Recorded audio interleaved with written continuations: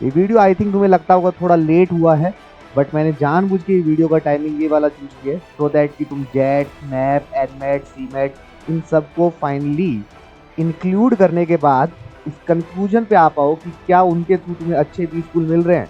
अगर नहीं मिल रहे और स्टिल तुम्हें लगता है कि यू हैव दैट कैलिबर कि अगर एक साल मेरे को और मिल जाए ना तो मैं अच्छा कर सकता हूँ, तो क्या मुझे कैट रिपीट करना चाहिए या नहीं करना चाहिए।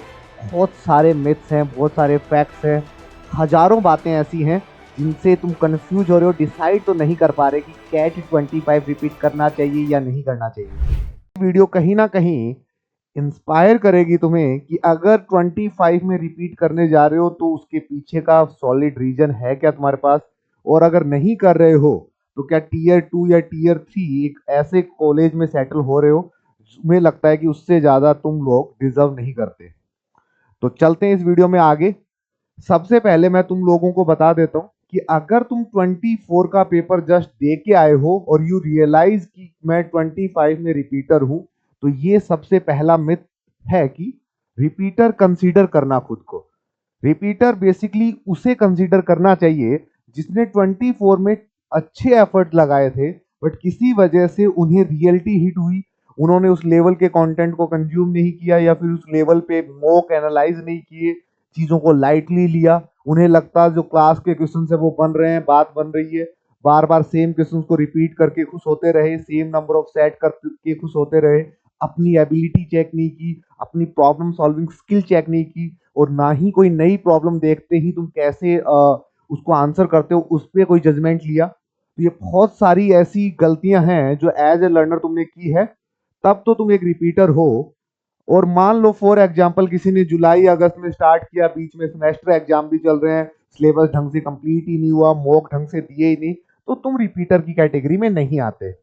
या फिर वो लोग जो जस्ट कैट 24 के स्लॉट 1 2 3 में बैठे थे एंड सोच रहे थे कि एग्जाम बैठने से हमें आइडिया लग जाएगा हम 25 में रिपीटर हैं, तो वो भी रिपीटर की कैटेगरी में नहीं आते। रिपीटर की कैटेगरी में सिर्फ वही आता है जिसने अच्छे खासे एफर्ट लगाए थे, बट हो सकता है कि उस दिन उसका एग्जाम ढंग से नहीं गया, हो सकता है कि उसने प्रिपरेशन में कुछ एरर्स रखी थी जिनको अगर वो कंसीडर करता तो आंसर्स भी बनते और एक्यूरेसी भी जाती। हो सकता है कि सिलेबस फिनिश करने के चक्कर में ये चेकआउट करना भूल गया कि उसे कितना आता है, उसकी एबिलिटी कितनी है प्रॉब्लम को देख के सॉल्व करने की। नई प्रॉब्लम आती है तो उसका माइंड स्ट्राइक कैसे करता है। इन सारी बातों पे मैं 1 to 1 डिस्कस करूंगा इस सेशन में, ये इंपॉर्टेंट होने वाला है। इसके साथ साथ अनअकैडमी तुम्हारे लिए क्या कर सकता है, वो हर साल की तरह अनअकैडमी अपने रिपीटर बच्चों के लिए एक स्पेशल ऑफर लेके आया है। ये स्पेशल ऑफर 10 मंथ के लिए है, 16,999, best price ever in market.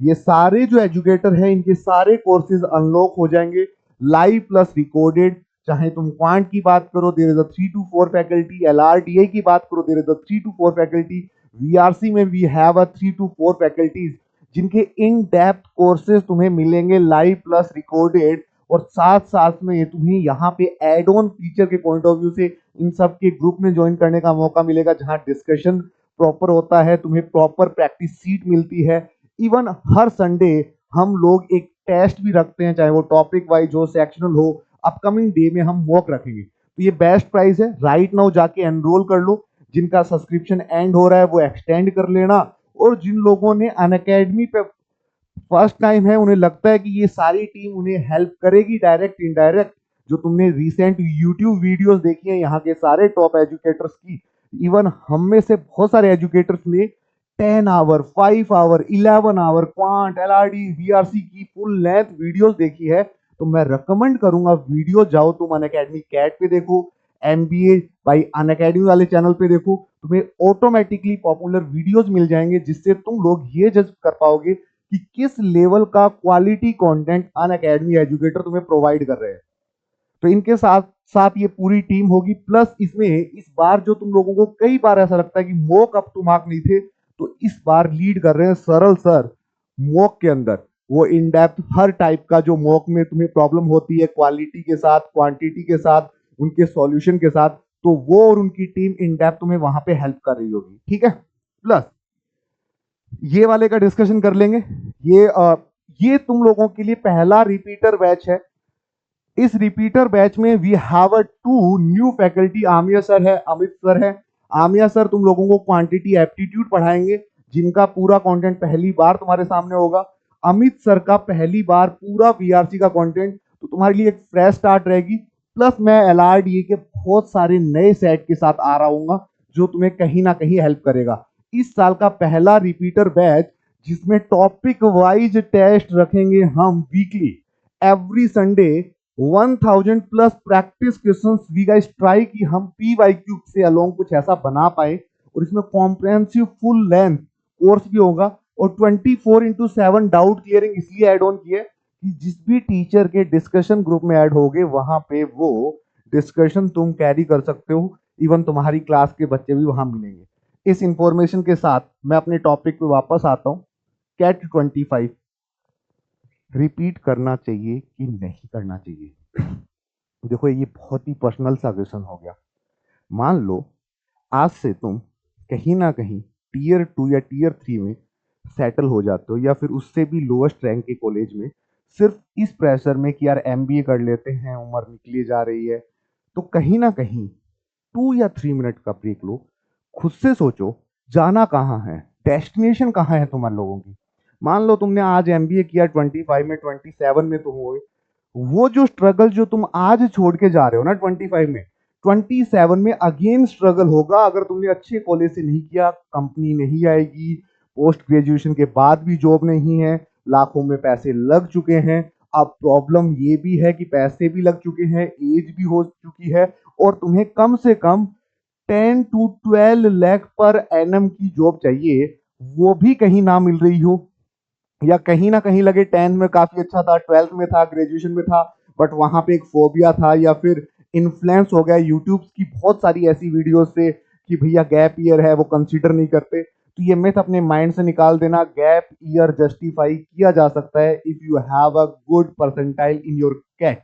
और उसके बाद ग्रुप डिस्कशन, पर्सनल इंटरव्यू की प्रिपरेशन अगर तुमने अच्छे से की, इन डेप्थ की, हर चीज पे फोकस किया, अपनी कमियों पे फोकस किया, तो गैप ईयर का इतना बड़ा मसला नहीं है जितना तुम सोचते हो। हर वो चीज जो गैप ईयर से तुम कंसीडर करते हो या फुलफिल करने की कोशिश करते हो, मेक श्योर कि कैट की प्रिपरेशन में इतने मार्क्स लेके आओ कि वो जो गैप ईयर है, जो तुम्हारे माइंड में बार बार स्ट्राइक कर रहा है बेवजह, जिसकी कोई वजह नहीं है, मतलब पता नहीं तुम्हारे माइंड में किसने डाल दिया, वो इतना बड़ा पॉइंट है ही नहीं।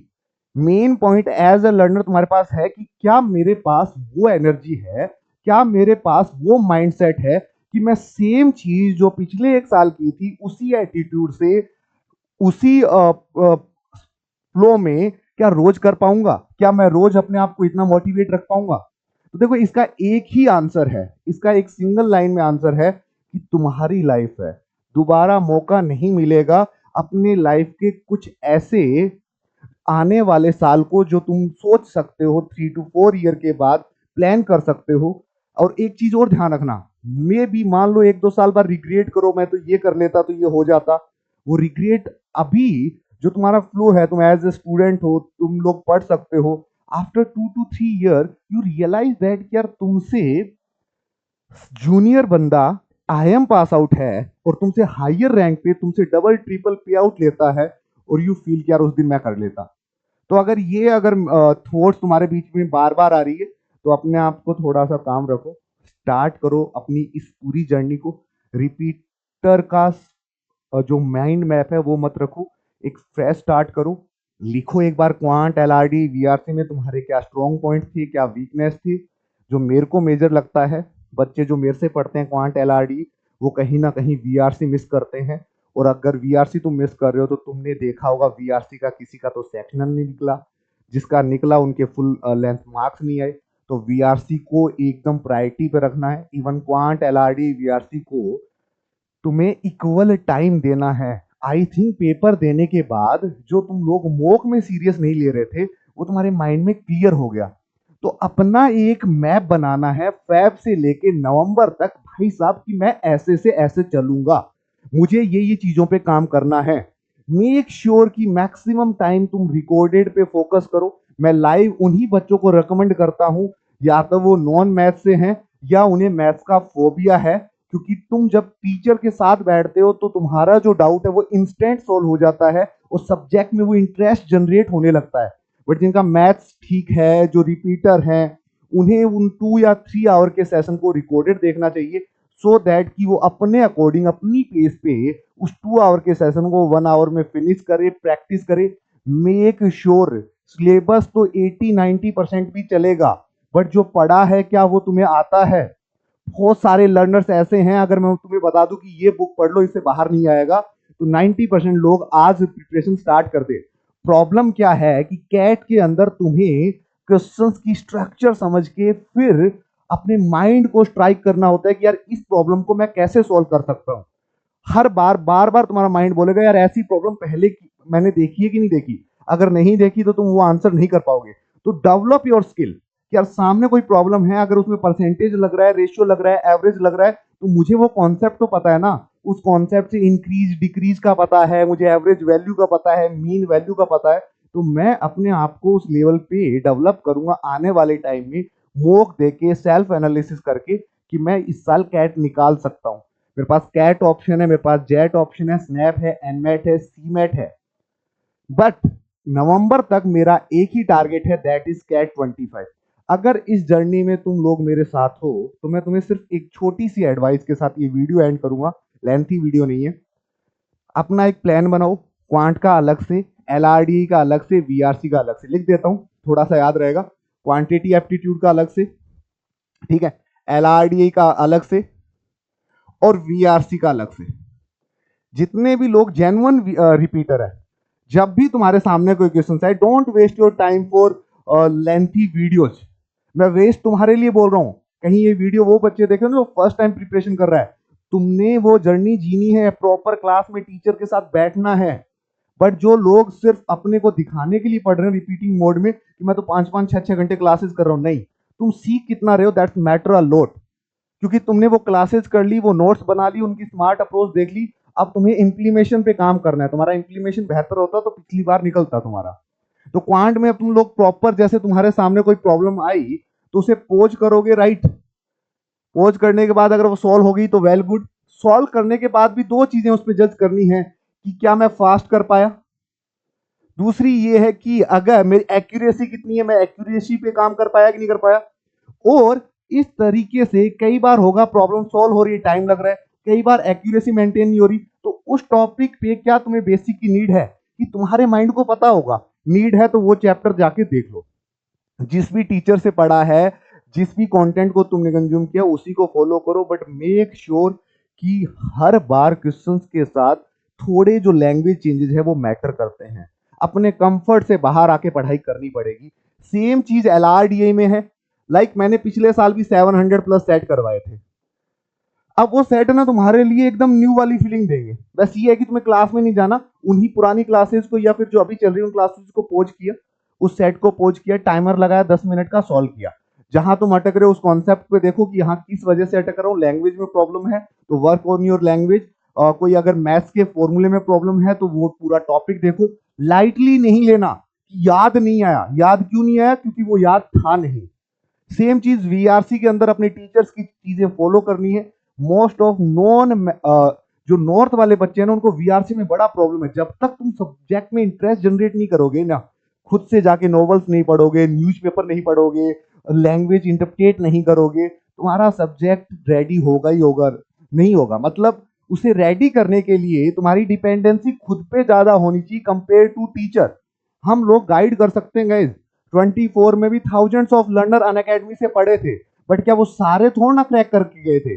क्रैक वही लोग करके गए थे जो कहना भी माने थे और खुद से अपने आप को अलाइन रखा था, खुद को ये चीज बता के रखी थी कि अगर मैं इस ऑनलाइन जर्नी में हूं तो मुझे ये चीज खुद से करनी पड़ेगी। टीचर तो एक बार बोलेगा, हमें सेल्फ एनालिसिस करते रहना पड़ेगा। तो वो सेल्फ एनालिसिस तुम्हें भी करते रहना पड़ेगा, अपनी गलतियों से सीखते चले जाना पड़ेगा। ऑफिस, और अगर कोई मान लो कॉलेज वाला है तो कॉलेज वाला तो शायद नहीं होगा, बट ऑफिस वालों थोड़ा लाइफस्टाइल तुम्हें मैनेज करनी पड़ेगी सैटरडे संडे। और अगर मान लो मैं रिपीटर की बात कहूं तो रिपीटर्स तुम्हें मॉक के पॉइंट ऑफ व्यू से ना, पहले मई तक अपने आप को जितना सिलेबस तुमने पढ़ा है क्विकली रिवाइज करो। मे तक कोई मोक नहीं लगाना, टॉपिक वाइज लगा सकते हो, सेक्शनल लगा सकते हो। होप सो ये काम की चीजें। अब तुम में से कई चाहते हैं कि सर आपसे ही क्वांट स्टार्ट करना चाहते हैं, तो गाइस मैं यहाँ से इन डेप्थ क्वांट स्टार्ट कर चुका हूँ। यहाँ सबाना मैम वीआरसी स्टार्ट कर चुके हैं, लोकेश अग्रवाल सर आपके लिए एलआरडीए स्टार्ट कर चुके हैं। इस पूरे बैच का यूएसपी ये है, जस्ट स्टार्ट हुआ है, जाके देख लेना, ठीक है। ये फिर हम लोग स्टार्ट कर रहे हैं, इसके अंदर मैंने एलआरडीए स्टार्ट किया है। तो रिपीटर के लिए ना बेस्ट टाइम है, मेरा क्वांट और एलआरडी दोनों है। यहाँ पे अमित सर तुम्हें वीआरसी पढ़ाएंगे, ठीक है। तो आमिर सर तुम लोगों को क्वांटिटी एप्टीट्यूड पढ़ाएंगे। ये पूरा बैच तुम्हारे लिए रिपीटर का बैच है, और ये 20th फेब को आ रहा है भाई। और इसके लिए बेस्ट प्राइस, आई थिंक इससे सही प्राइस 10 मंथ का तुम्हें नहीं मिल सकता। 9+1 मंथ फ्री है, अनलॉक कोड लगा सकते हो। और अगर मुझे थोड़ा जानते हो तुम लोग, तो you can use my referral code रवि09। स्टिल अगर तुम्हारी कोई क्वेरीज है, तुम्हारी 24 को लेके कोई क्वेरीज है, उस टाइम ये गलतियां हुई, ये हुई, वो हुई, कमेंट सेक्शन में बता देना। मैं तुम्हें डायरेक्ट डीएम करके बात कर सकता हूँ, अपन कॉल पे बात कर सकते हैं। बट मेक श्योर कि जो भी डिसीजन लो सॉलिड लेना, पीछे मुड़ के नहीं देखना, ठीक है। बार बार इस रिग्रेट में अपनी लाइफ को नहीं जीना कि मुझे आगे करना है क्या नहीं करना। इसीलिए इस पूरे सेशन में मैं कोई पीडीएफ प्रॉपर लेके नहीं आया। मेरा डायरेक्ट मैसेज है कि पहले अपने आप से बात करो। अगर तुम्हें लगता है कि तुम्हें वो कैलिबर है, 3 to 4 ईयर के बाद तुम लोग रिग्रेट फील नहीं करोगे, तो आज जाके अपना 1 साल प्रॉपर तरीके से इन्वेस्ट करो। अपनी गलतियों को भूल के अब वो गलतियां रिपीट नहीं करनी, ये बात खुद से कहो। और ये जो डे है ना, ज्यादा बचे नहीं है, ये 10 मंथ ऐसे चुटकियों में निकल जाएंगे। बट मेक श्योर कि इस बार की जर्नी तुम्हारे लिए स्ट्रेट फॉरवर्ड अब फाइनल कॉल होगी, और उस फाइनल कॉल को कन्वर्ट करना ही करना है। प्रेशर की तरह मत लो, चैलेंज की तरह लो। दो चीजें होती हैं, someone take pressure, someone take challenge.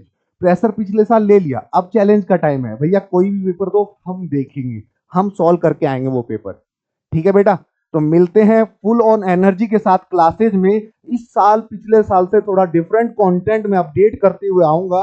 Reason है कि तुम 24 वालों अगर रिपीटर हो और मेरी क्लास में आओगे, तो यू हैव अ हेल्प कि भैया थोड़ा थोड़ा कंटेंट नया मिल गया, जिससे हमें प्रैक्टिस को भी क्वेश्चंस मिल रहे हैं।